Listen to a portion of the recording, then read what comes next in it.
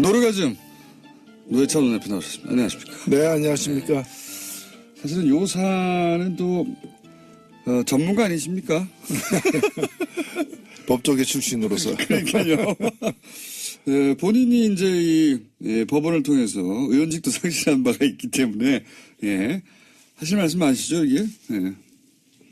읽어보셨죠 이거? 예, 뭐 여기 여러 가지 문제가 있는데 눈에 띄는 것은 이제 법원 행정처, 이거 법원 행정처에 있는 분들이 주요 보직자들은 다 판사 출신들입니다. 그렇죠. 현역 판사들이죠. 근데 이분들이 그 판사들을 갖다가 뒷조사를 해가지고 우리 편 아닌 편 이렇게 구분을 하고 너 우리 편 얘는 아니야. 예. 얘는 세모 이렇게. 근데 그런 과정에서 보면은 법원 내부 그 망에 그 여성 판사들만 들어가는 곳이 있습니다. 판사라더라도 남성들은 못 들어가도록 폐쇄 공간인데요. 이런데 그 아이디하고 비밀번호를 알아내가지고 들어가서 거기까지 다 훑어보는 거예요. 이메일도 훑어보고 못 들어가겠지 하는 곳에 다 들어가가지고 다 누군지 알아내요. 그렇습니다. 다 알아내고 그리고 행정처라는 곳이 이제 기본적으로 법원 행정을 다 총괄하는 곳이다 보니까 사실은 시스템을 장악할 수가 있으니까요. 서버를 열어보면 다 알 수 있는 거 아닙니까? 그렇게 한 것 같습니다. 예, 이미 그 자료로도 나와 있습니다만 사법행정위원회라는 주요 이제 법적 기구가 있는데 여기에 이제 들어갈 판사들 후보군들을 갖다가 이제 분류를 해놨어요. 저는 이것도 일종의 리스트라고 보는데. 당연히 리스트죠, 사실. 여기 보면은 보수 판사, 보수 성향 판사, 그러니까 자기 편이라는 거예요. 그 다음에 좀 온건, 중도라는 거고, 그 다음에 강경. 근데 더 재밌는 건 이게 컬러가 어떻게 된 줄 아세요? 보수는 빨간색이에요. 어떻게 보수가 빨간색입니까? 새누리가 빨간색이지. 그러니까요. 보수 빨간색이고, 그리고 강경이 무슨 색인 줄 아세요? 블랙입니다. 까만색이에요. 블랙리스트죠. 블랙 조심해야 돼요. 무슨 요새 블랙 뭐 많던데. 블랙하우스 있습니다. 그래서 그러니까 이런 식으로 구분을 내일 블랙하우스 하는 날입니다. 구분이 돼 있고요. 가장 핵심적인 문제는 뭔가면은 지금 몇 개의 그 개인용 PC가 있었는데 그 중에 한 개만 내놓지 않았어요. 그게 바로 임종원 법원 행정차장의 그 PC인데 본인이 비밀번호를 내놓지 않았죠. 그리고 PC 자체를 내놓지 않았어요. 맞습니다. 이건 열어보지도 못했어요. 나머지는 열어봤는데 비밀번호 걸린 것 때문에 700여 개는 못 열어봤는데 문제는 이게 가장 열어볼 필요가 있는 거라는 겁니다. 왜냐하면 이 임종원 법원행정처장은 이미 특검 수사에서 박근혜 특검 수사에서 나온 것처럼 지금 그 우병우 민정수석하고 1년에 수백 통 전화를 서로 오가는 사람이에요. 어떻게 법원 행정을 책임지는 사람하고 청와대 민정수석이 수백 통 했다는 얘기는 주로 판결에 관련된 거 아니고서 뭐 법원에 뭐 비가 샜는지 이런 것 때문에 전화를 한 건 아닐 거 아니겠습니까? 비품 구매 때문에 전화한 건 아니겠죠. 이게 완전히 독립적으로 이 운영돼야 될 법원이 특히 대법원이 청와대와 커넥션이 이렇게 유착 관계가 긴밀하게 있었다는 것은 심각한 의혹이기 때문에 앞으로 반드시 조사가 돼야 될 부분입니다. 근데 이게 이제 그 사법부다 보니까 판사들을 대상하다 보니까 검찰 쪽에서도 부담이 큰 것 같아요. 왜냐하면 앞으로 모든 사실은 판사는 심판이고 변호사와 검찰이 부딪히는 거 아닙니까? 그런데 이제 이 검찰이 사법부 전체를 대상으로 수사한다든가 사법부의 핵심 요직에 있었던 사람을 수사하는 게 부담이 크고 사법부도 또 내부 조직 논리상 사법부가 어떻게 검찰한테 수사를 의뢰하냐 이런 인식이 있는 것 같아요. 그렇습니다. 그건 또 한편 사실이기 때문에 그래서 저는 어떻게 해야 됩니까? 김명수 대법원장에게 마지막 기회 한 번의 기회가 주어져 있다. 지금 진상조사위원회도 진상을 파악하지 못했고 추가조사위원회는 문서만 파악했어요. 그렇죠. 이번에 파악된 문서 중에 문제가 되는 내용들이 많았잖아요. 이것들이 실행됐는지 안 됐는지는 추가조사위원회에서 조사를 안 했습니다. 그럼 이건 조사 안 하고 넘어갈 거냐. 그러니까 그럴 수는 없지 않습니까? 이런 일이 밝혀졌는데. 그렇다면 여기까지 조사를 해야 되고 아직 조사하지 않은 어떤 임종원 개인용 PC라거나 이런 까지 다 더 조사를 갖다가 해야 되는 마지막 조사 기회가 한 번 남아있고 이 기회마저도 살리지 못한다면 지금 대법원장이 고심 중에 있는 걸로 알고 있는데 이게마저 살리지 못한다면은 외부 강제 수사는 불가피하다. 그렇지 않다면 우리가 과거에 그냥 안개부에서 쪽지 나오는 대로 판결하고 청와대에서 전화 오는 대로 판결했던 그런 치욕스러운 그 과거로 돌아가는 걸 용인하는 꼴이 아니기 때문에 용인하는 꼴에 다름없기 때문입니다. 그러니까 이게 이렇게 이 정도 나왔는데 넘어갈 수가 없어요, 사실. 국민들이 다 봤는데 어떡합니까? 그리고 너무 저는 유치했어요, 사실은. 이게 경악스럽기도 했지만 동시에 유치하기도 했습니다. 이게 뭐 한반에서 쟤 누구 편이야? 물어보고 쟤 누구 편이야? 물어보고 옆반에 그 담임한테 얘기해 뭐 이런 수준을 전혀 벗어나지 않아요, 전혀. 그 문장 되게 웃깁니다. 무슨 누구누구 판사 같은 경우에 이제 분석을 하면서 이 사람은 낄 때 안 낄 때 판단이 밝아. 뭐 이런. 그다음에 아까 빨간색, 까만색, 초록, 푸른색으로 이렇게 구분한 리스트 있죠. 그게 사법행정위원회 구성할 때 뭐라고 나와 있냐면은 너무 우리 편으로만 하면은 국제임금법 밖에서 이제 꼬투리 잡힐 우려가 있기 때문에 조심해야 된다. 적당히 섞어라, 뭐 이런 거. 나름대로 머리 좀 써보자. 그 좋은 머리를 그런 데 쓰고 있었죠. 아, 문장들도 너무 웃겨요. 예. 속칭 낄 때 안 낄 때.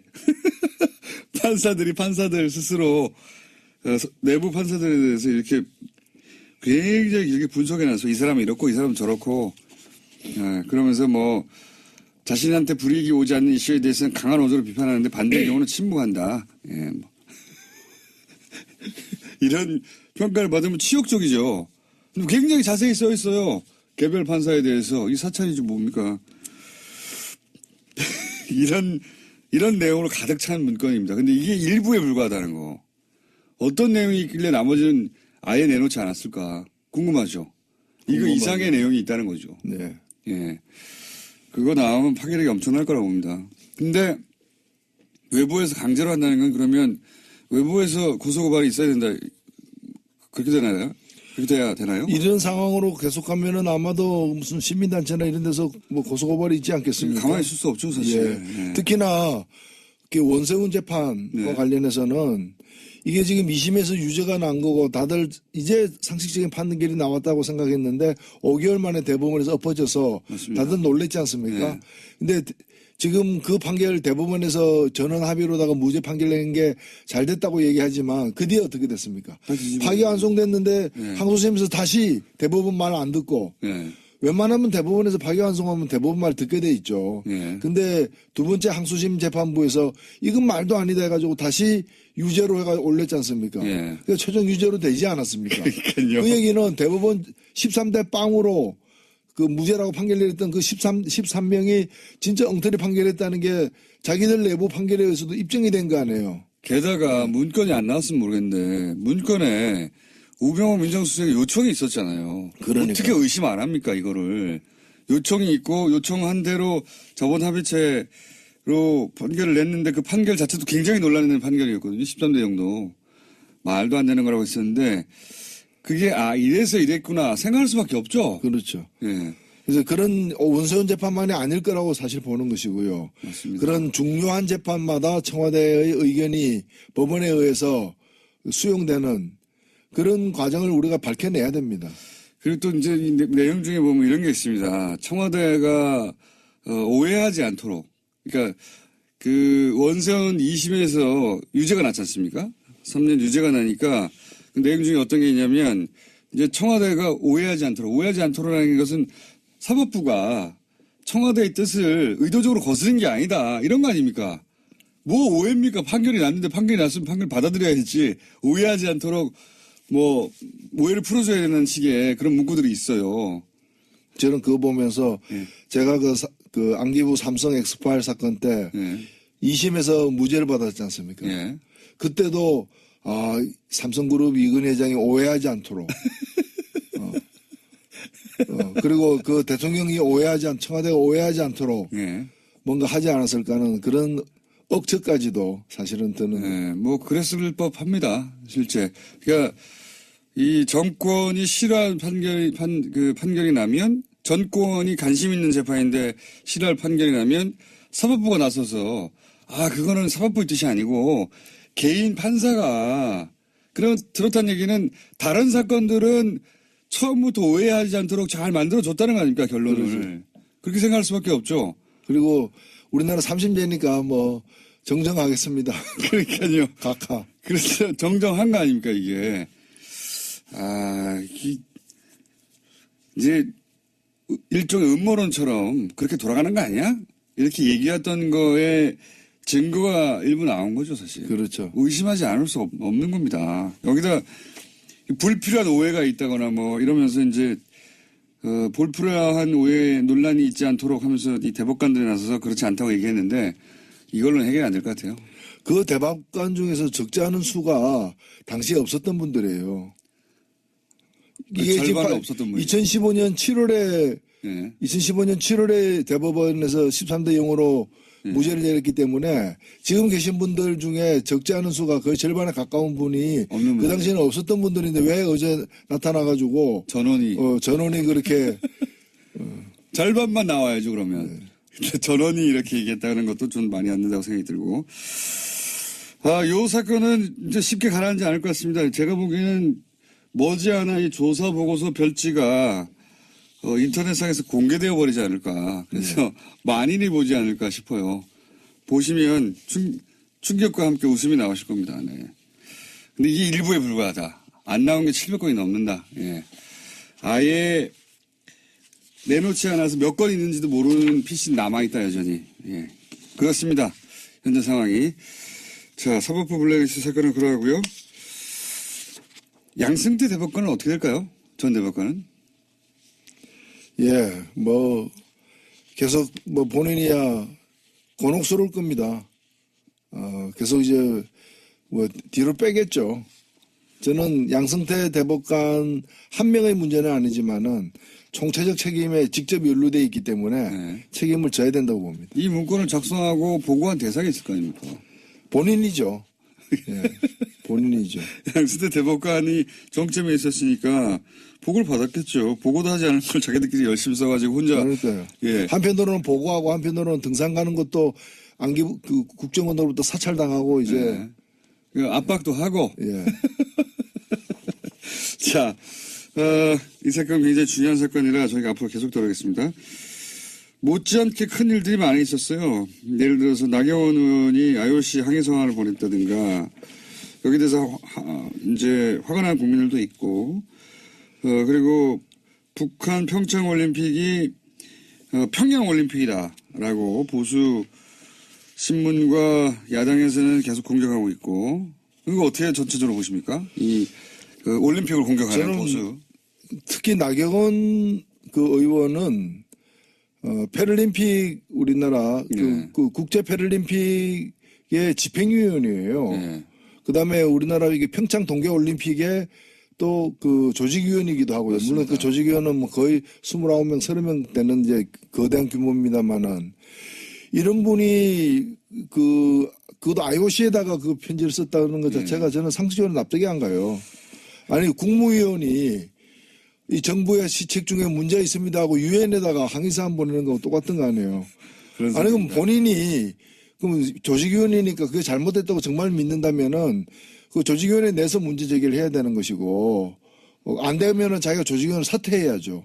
그때 성명 한 장 발표하는 정도여야지 이걸 IOC는 그리고 상식적으로 보면은 이번에 단일팀 같은 경우에는 사실 이 단일팀은 이 단일팀으로 2018년 평창 동계올림픽 지원에 관련된 특별법이 있어요. 예. 이 법에 보면은 제83조 84조에 보면은 이 단일팀을 만들도록 되어 있습니다. 그거가. 근데 이 법을 누가 처음에 제안했느냐. 권성동 의원. 예. 그 다음에 또 다른 당시에 그 새누리당 의원들이 두 개의 법안을 냈는데 둘 다 이게 들어가 있어요.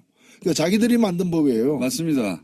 2011년에. 2011년에. 이명박 전 대통령 때. 예. 자기들이 내서 자기들이 만든 법에 의해서 지금 시행되고 있는 거예요. 갑자기 나온 게 아니라. 예. 그런데 그걸 가지고 마치 그것 때문에 평양 그리고 이 정도 되면요. 나경원 의원 정도의 지위라면은 자기가 여자 하키 선수들 만나야 돼요. 만나가지고 정말 그 수년 동안 땀 흘려 그 노력했을 텐데 출전 기회나 시간이 조금 줄어들게 되어서 너무 얼마나 가슴 아프냐. 정말 미안하다. 그러나 더 크게 보자. 이 올림픽이 어떤 올림픽이냐. 지금 전쟁 중에 벌어지는 휴전과 같은 올림픽이다. 이걸 통해 가지고 우리 그 선수들 엄마 아버지 그 국민들을 좀 더 평화에 1mm라도 접근하는 계기가 되면 그게 더 큰 의미 있잖아요. 자기가 좀 달래고 맞습니다. 대책에 대해서 강구하겠다 뭐 이런 식으로 해야 될 사람이 제가 볼 때는 다른 정신은 어떤지 몰라도 올림픽 정신이 없어요. 네. 이분이 그 집행 IOC 위원인데도 올림픽 정신이 없는 결여된 현저하게 결연된. 네. 나경원 의원은 내일 저희 방송에 또 나오시기 때문에 직접 또 얘기하죠. 올림픽 정신은 없습니다. 평화, 올림픽 정신이 추구하는 게 평화예요. 그리고 평양 올림픽이 뭡니까? 아니 뭐 평양에 무슨 컴플렉스가 있어요? 그런 식이면은 올림픽이 평양 올림픽으로 변질됐다. 그럼 뭐 음식이 완전히 뭐 그럼 평양 냉면도 문제 삼아야지. 왜 냉면은 다 평양 아니면 함흥이냐? 뭐 서울냉면, 수원냉면 왜 없느냐? 대한요식협회에다가 이거 완전히 뭐 정치적으로 중립이 깨진 거 아니냐 이렇게 항의를 해야지. 식당마다 가면서. 저도 체제선전이라는 말도 웃깁니다, 사실. 우리 그 강릉이랑 서울에서 공연 몇 번 하는 거하고 북한 전역에 지금 남한 올림픽이 중계되는 거하고 체제선전으로 따지면 비교할 수도 없죠. 네? 그리고 이 88 서울 올림픽 때는요. 네. 그 북한에서 공동 개최를 요구했어요. 맞습니다. 안 받아들여지니까 아예 불참해 버렸어요. 예. 이번에는 주체가 누굽니까? 대한민국 아닙니까? 네네. 여기에 북한이 그냥 들어오는 거잖아요. 다만 입장할 때 네. 공동 선수단이라고 해가지고 같은 옷 입고 같은 깃발 들고 한번 입장하고 퇴장하는 것밖에 더 있습니까? 거기 그 규모도 작아요, 사실. 선수단 규모는. 우리 옆에 조금 들어오는 정도입니다, 사실. 압도적 체제 선전은 대한민국이 하고 있는 거예요. 맞습니다. 북한에서 볼 때 남한 선수단 규모가 이렇고 북한은 조금 서 있고 경기 수도 얼마 없고 근데 한 번도 자신들은 개최하지 못한 올림픽을 두 번이나 하는 거 아닙니까? 동계하게 다. 그럼 남조선 체제 선정의장에 예. 북한이 왜 참여하느냐라고 북한 내에서는 문제가 나올 수도 있지만 그렇게 나와야 정상인 상황인 있죠. 거예요. 북한에서 이건 남한 체제 선전하는 거 아니냐라고 항의가 나올 내용입니다. 어떻게 올림픽 전체하고 공연 몇 개하고 비교가 됩니까? 체제 선전을 하자면. 이게 말이 안 되는 건데 이걸 또 엄청나게 또 보도를 해줍니다. 네, 체제 선전 평양 올림픽. 네, 이분들이 두려워하는 거는 제가 볼 때는 평화예요. 두려워하는 거는 평화예요. 네. 남북 간에 늘 군사적으로 이렇게 긴장돼 있고 전쟁이 언제 일어날지도 몰라야 자기들이 그나마 살 그 틈이 생기는데 그런 게 이제 평화로와 대화로 하면은 그렇잖아요. 핵무기 달라고 구걸하러도 다니고 막 이랬는데 한핵 줍시오. 평화 시절에 오면은 골치 아프잖아요 이게. 그러니까 자신들이 서식하고 이렇게 번성할 기회가 점점 적어지는 거죠. 서식지가 줄어들고 그러다 보니까 이제 이런 논란을 막 키우고 있는데 게다가 이 법안들도 자기가 만들었고 자기들이 집권하고 있을 때는 자기들이 인공기 옆에서 한반도기 흔들면서 엄청나게 응원도 했었어요. 예. 지금 반대하는 분들 사진이 많이 찍혀 있습니다. 북한 응원단 옆에서. 그때 그런 얘기 전혀 안 했거든요. 그러니까 북한은 핑계인 것이고 자기들이 궁색하게 되는 자신들의 그 처지, 그 불우한 처지가 이제 원망스러운 거죠. 불우한 처지. 자, 그렇습니다. 예. 평양 올림픽이라는 비난은 진짜 말이 안 된다고 봅니다. 예. 북한에서 이거 서울 올림픽에 왜 들러리 쓰고 있느냐 이렇게 나온다면 얘기가 되는데 예, 말이 안 된다고 보고 예, 국민당은 이제 완전한 파탄에 이른 것 같습니다. 그죠? 예. 그죠? 그걸 완전한 파탄에 이른 그 서로 성명전 하는 걸 보면 예, 남북보다 더합니다. 그 정도에 이르러서 대화는 끝인 것 같고 서로 징계하라고 하고 있고요. 예. 그냥 뭐 안타깝죠. 그 국민들이 이제 그런 걸 보면서 이제 뭔가 좀 이렇게 하다가 뜻이 달라질 수도 있는데 합의하에 갈라서거나 이제 그러질 왜 못하느냐. 비례대표 출당 문제는 어떻게 생각하십니까? 저는 해줘야 된다고 봐요. 저는 유승민 대표의 얘기가 옳다고 봅니다. 저는 그런 점에서는 유승민 대표가 이제 중간중간에 보면은 굉장히 이성적인 판단을 내릴 때가 늘 그렇다기보다는 중간중간에 이제 난방 문제에서는 좀 의견이 예, 좀 다릅니다만 이 다르시죠. 문제에 있어서는 그 말이 맞아요.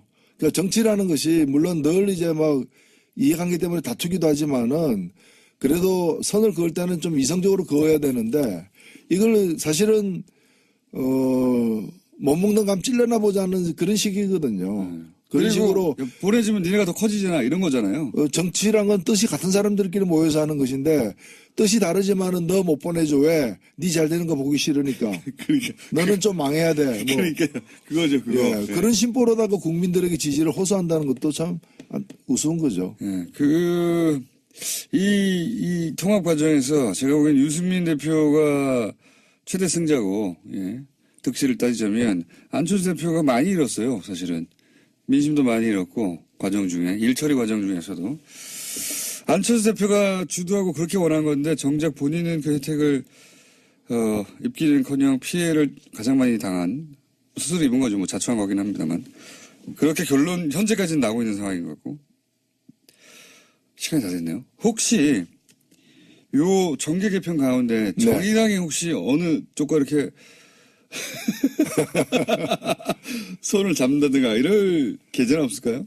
예, 뭐 정의당이 어렵긴 하지만 네. 그렇게 경직돼 있지는 않습니다.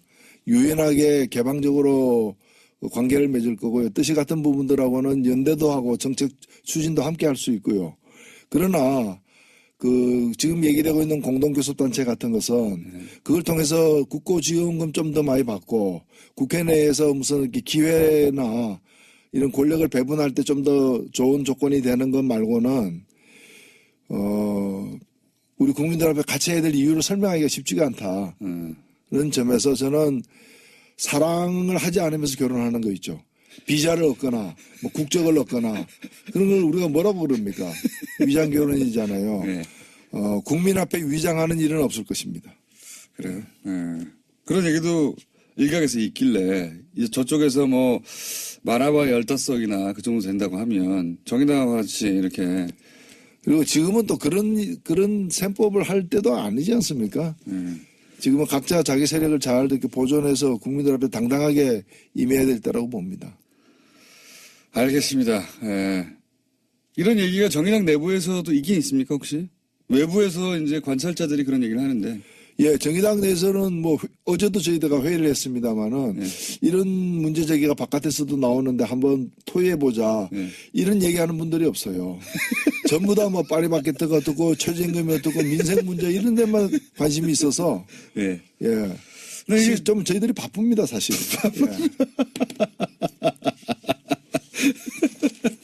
여기까지 하겠습니다. 정의당의 노회찬 원내대표였습니다. 감사합니다. 예.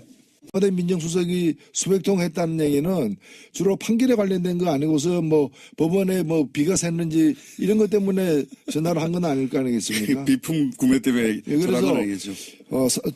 이게 완전히 독립적으로 이 운영돼야 될 법원이 특히 대법원이 청와대와 커넥션이 이렇게 그러니까요. 유착 관계가 긴밀하게 있었다는 것은 심각한 의혹이기 때문에 앞으로 반드시 조사가 돼야 될 부분입니다. 근데 이게 이제 그 사법부다 보니까 네.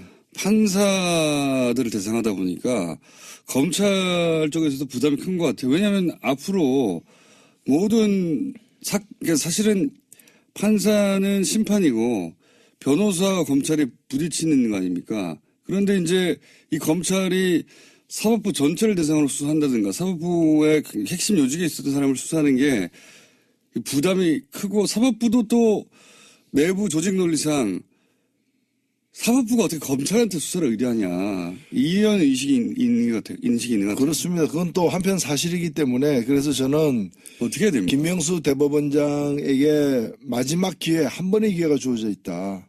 지금 진상조사위원회도 진상을 파악하지 못했고 추가조사위원회는 문서만 파악했어요. 그렇죠. 이번에 파악된 문서 중에 문제가 되는 내용들이 많았잖아요. 이것들이 실행됐는지 안 됐는지는 추가조사위원회에서 조사를 안 했습니다. 그럼 이건 조사 안 하고 넘어갈 거냐.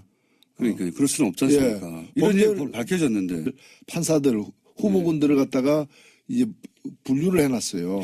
저는 이것도 일종의 리스트라고 보는데. 당연히 리스트죠, 사실. 여기 보면은 보수 판사, 예. 보수 성향 판사, 그러니까 자기 편이라는 거예요. 예. 그 다음에 좀 온건, 예. 중도라는 거고, 그 다음에 강경. 예. 근데 더 재밌는 건 이게 컬러가 어떻게 된 줄 아세요? 보수는 빨간색이에요. 어떻게 보수가 빨간색입니까? 새누리가 빨간색이지. 그러니까요. 보수 빨간색이고, 그리고 강경이 무슨 색인 줄 아세요? 블랙입니다. 까만색이에요. 블랙리스트죠. 블랙 조심해야 돼요. 무슨 요새 블랙 뭐 많던데. 블랙하우스 있습니다. 예. 그래서 그러니까 이런 식으로 구분을 내일 블랙하우스 하는 날입니다. 구분이 돼 있고요. 예.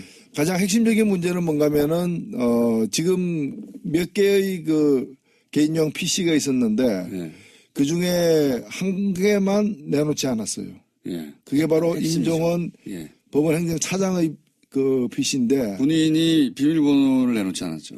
예, 그리고 PC 자체를 내놓지 네, 않았어요. 맞습니다. 예. 이건 열어보지도 못했어요. 예. 나머지는 열어봤는데 비밀번호 걸린 것 때문에 700여 맞습니다. 개는 예. 못 열어봤는데, 문제는 이게 가장 열어볼 필요가 있는 거라는 겁니다. 왜냐하면 이 임종원 법원행정처장은 이미 특검 수사에서, 박근혜 특검 수사에서 나온 것처럼 지금 그 우병우 민정수석하고 예. 1년에 수백 통 전화를 서로 오가는 사람이에요. 네. 어떻게 법원 행정을 책임지는 사람하고 조심해야 된다. 적당히 섞어라 뭐 이런 거. 나름대로 머리 좀 써보자. 그 좋은 머리를 그런 데 쓰고 있었죠. 아, 문장들은 너무 웃겨요. 예. 속칭 낄 때 안 낄 때. 판사들이 판사들 스스로 내부 판사들에 대해서 이렇게 굉장히 길게 분석해놔서 이 사람은 이렇고 이 사람은 저렇고, 예, 그러면서 뭐 자신한테 불이익이 오지 않는 이슈에 대해서는 강한 어조로 비판하는데 반대의 경우는 침묵한다. 예, 뭐. 이런 평가를 받으면 치욕적이죠. 굉장히 자세히 써 있어요. 개별 판사에 대해서. 이 사찰이 좀 뭡니까? 이런 내용으로 가득 찬 문건입니다. 근데 이게 일부에 불과하다는 거. 어떤 내용이 있길래 나머지는 아예 내놓지 않았을까? 궁금하죠. 이거 이상의 내용이 있다는 거죠. 네. 예. 그거 나오면 파괴력이 엄청날 거라고 봅니다. 근데 외부에서 강제로 한다는 건 그러면 외부에서 고소고발이 있어야 된다. 그렇게 되나요? 그렇게 돼야 되나요? 이런 상황으로 계속하면은 아마도 무슨 시민단체나 이런 데서 뭐 고소고발이 있지 않겠습니까? 가만히 있을 수 없죠, 사실. 예. 예. 특히나 원세훈 재판과 네. 관련해서는 이게 지금 2심에서 유죄가 난 거고 다들 이제 상식적인 판결이 나왔다고 생각했는데 5개월 만에 대법원에서 엎어져서 맞습니다. 다들 놀랬지 않습니까? 네. 근데 지금 그 판결 대법원에서 전원 합의로다가 무죄 판결 낸 게 잘 됐다고 얘기하지만 그 뒤에 어떻게 됐습니까? 파기환송됐는데 네. 항소심에서 다시 그렇다면 여기까지 조사를 해야 되고 아직 조사하지 않은 어떤 임종원 개인용 PC라거나 이런 까지 다 더 조사를 갖다가 해야 되는 마지막 조사 기회가 한 번 남아있고 이 기회마저도 살리지 못한다면 지금 대법원장이 고심 중에 있는 걸로 알고 있는데 네. 이 기회마저 살리지 못한다면은 외부 강제 수사는 불가피하다. 네. 그렇지 않다면 우리가 과거에 그냥 안개부에서 쪽지 나오는 대로 판결하고 청와대에서 전화 오는 대로 판결했던 그런 치욕스러운 그 과거로 돌아가는 걸 용인하는 꼴이 아니기 때문에 용인하는 꼴에 다름없기 때문입니다. 그러니까 이게 이렇게 이 정도 나왔는데 넘어갈 수가 없어요, 사실. 국민들이 다 봤는데 어떡합니까? 그리고 너무 저는 유치했어요, 사실은. 이게 경악스럽기도 했지만 동시에 유치하기도 했습니다. 이게 뭐 한반에서 쟤 누구 편이야? 물어보고 쟤 누구 편이야? 물어보고 옆반의 그 담임한테 얘기해 뭐 이런 수준을 전혀 벗어나지 않아요, 전혀. 그 문장 되게 웃깁니다. 무슨 누구누구 판사 같은 경우에 이제 분석을 하면서 이 사람은 낄 때 안 낄 때 판단이 밝아. 뭐 이런 그다음에 아까 빨간색, 까만색, 뭐 초록 푸른색으로 이렇게 구분한 리스트 있죠. 그게 네. 사법행정위원회 구성할 때 뭐라고 나와 있냐면은 너무 우리 편으로만 하면은 그러니까요. 국제임금법학에서 이제 꼬투리 잡힐 우려가 있기 때문에. 노르가즘 노회찬 원내대표 나오셨습니다. 안녕하십니까? 네, 안녕하십니까? 사실은 요 사안은 또 전문가 아니십니까? 법조계 출신으로서. 그러니까요. 본인이 이제 이 법원을 통해서 의원직도 상실한 바가 있기 때문에 하실 말씀 아시죠 이게? 예. 읽어보셨죠, 이거? 예, 뭐 여기 여러 가지 문제가 있는데 눈에 띄는 것은 이제 법원 행정처, 이거 법원 행정처에 있는 분들이 주요 보직자들은 다 판사 출신들입니다. 그렇죠. 현역 판사들이죠. 근데 이분들이 그 판사들을 갖다가 뒤조사를 해가지고 우리 편 아닌 편 이렇게 구분을 하고 너 우리 편 얘 아니야. 예. 얜 세모 이렇게. 근데 그런 과정에서 보면은 법원 내부 그 망에 그 여성 판사들만 들어가는 곳이 있습니다. 판사라더라도 남성들은 못 들어가도록 폐쇄 공간인데요. 이런데 그 아이디하고 비밀번호를 알아내가지고 들어가서 거기까지 다 훑어보는 거예요. 이메일도 훑어보고 예. 못 들어가겠지 하는 곳에 다 들어가가지고 다 누군지 알아내요. 그렇습니다. 다 알아내고 그리고 행정처라는 곳이 이제 기본적으로 법원 행정을 다 총괄하는 곳이다 보니까 사실은 시스템을 장악할 수가 있으니까요. 서버를 열어보면 다 알 수 있는 거 아닙니까? 그렇게 한 것 같습니다. 보니까. 예, 이미 그 자료로도 나와 있습니다만 사법행정위원회라는 주요 이제 법적 기구가 있는데 여기에 이제 들어갈